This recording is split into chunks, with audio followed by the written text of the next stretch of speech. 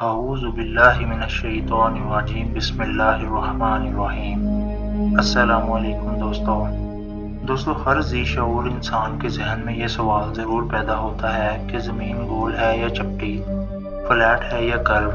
دوستو آپ کو یہ جان کر حیرانگی ہوگی کہ زمین نہ تو مکمل گول ہے اور نہ ہی ہموار۔ ہم ان دونوں نظریات کا جائزہ لیں گے اور پھر قرآن اور سائنس کی روشنی سے جانیں گے کہ زمین کی شکل کیسی ہے۔ پہلے بات کریں گے کہ زمین فلیٹ یا ہموار کیوں نہیں ہو سکتی۔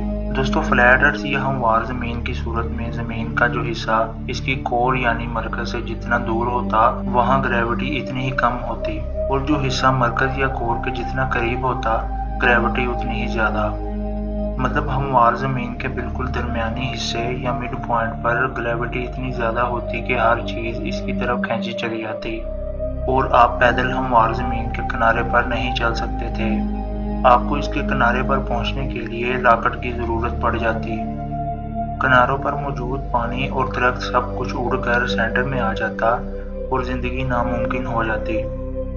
اس کے علاوہ فلیٹ ارتھ یا ہموار زمین پر پرندے اپنا راستہ نہیں ڈھونڈ پاتے، کیونکہ فلیٹ ارتھ میں میگنیٹک فیلڈ نہیں ہوتا اور پرندے میگنیٹک فیلڈ کے ذریعے اپنے راستے کا تعین کرتے ہیں، اور اس کی ناموجودگی میں پرندے راستہ بھٹکتے رہتے اور اپنی منزل نہیں پاتے۔ اس کے علاوہ میگنیٹک فیلڈ نہ ہونے کی وجہ سے سورج کی ریڈیشن آرام سے زمین پر پہنچ جاتی اور ہر چیز ریڈیو ایکٹیو ہو جاتی۔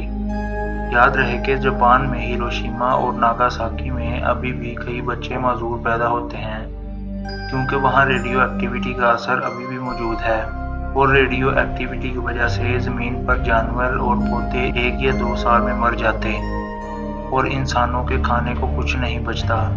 سورج کی یہ خطرناک ریڈیشن انسانوں کی کئی خطرناک بیماریوں کا بھی موجب بنتی۔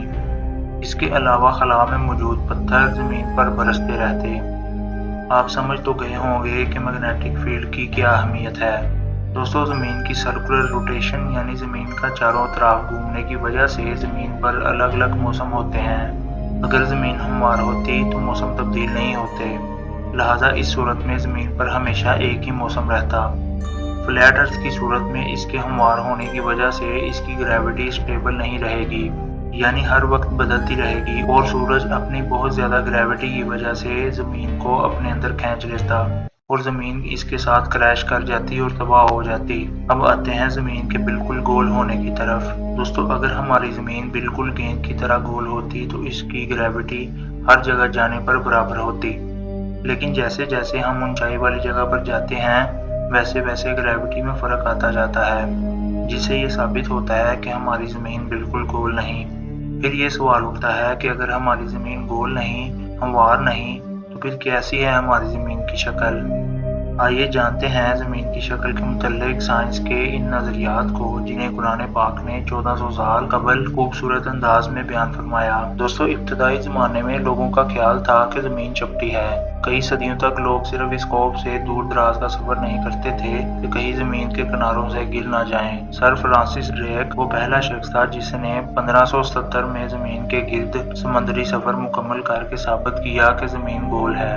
دن اور رات کے آنے جانے کے حوالے سے قرآن مجید کی اس آیت پر غور کریں۔ کیا آپ نے نہیں دیکھا کہ بے شک اللہ تعالیٰ رات کو دن میں داخل کرتا ہے اور دن کو رات میں داخل کرتا ہے، اور اس نے سورج اور چاند کو کام میں لگا دیا ہے، ہر ایک مقررہ وقت تک چلتا رہے گا۔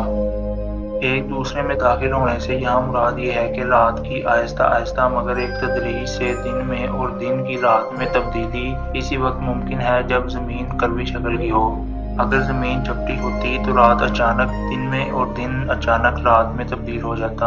اسی طرح سورۃ الزمر کی آیت ہے، اس نے آسمان اور زمین کو حق کے ساتھ پیدا کیا، اور وہ رات کو دن پر لپیٹتا ہے اور دن کو رات پر۔ یہاں لفظ یکورو استعمال ہوا ہے، جس کا مطلب اوپر چڑھا ہونا ہے یا کنڈل بنانا ہے، بالکل ایسے جیسے پگڑی سر کے گرد لپیٹی جاتی ہے۔ دن اور رات کا ایک دوسرے پر چڑھنا یا ایک دوسرے پر کنڈل مارتے ہوئے آنا صرف اسی وقت ممکن ہے جب زمین کروی شکل کی ہو۔ سورۃ نازعات میں آتا ہے، اور اس کے بعد زمین کو بچھایا۔ یہاں زمین کو بچھانے کے لیے عربی لفظ دحاہا کا استعمال ہوا ہے۔ دہا کا معنی شتر مرغ کا انڈا بھی ہے۔ زمین کی کروی شکل اس سے مشابہت بھی رکھتی ہے، جیسا کہ خط استوا کی نسبت قطبین پر قدرے چپٹی ہے۔ بس قرآن زمین کی درست شکل بیان کرتا ہے، حالانکہ جب یہ نازل ہوا تھا اس وقت عام نظریہ یہی تھا کہ زمین ہموار ہے۔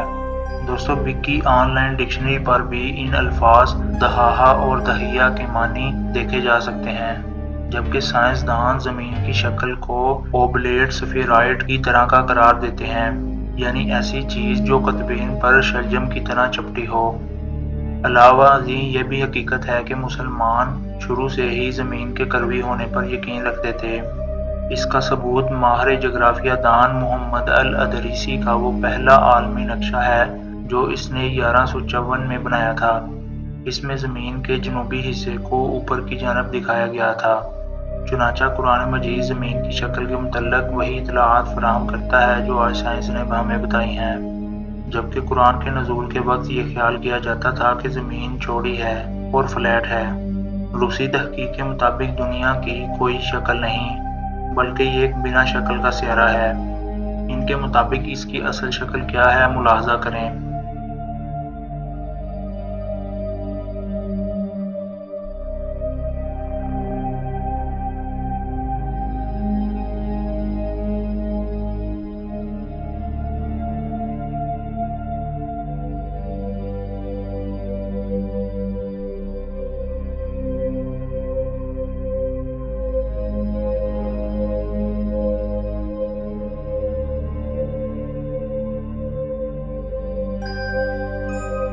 دوستو، زمین کیسی ہے اس کی حقیقت اب آپ پر مکمل کھل چکی ہوگی۔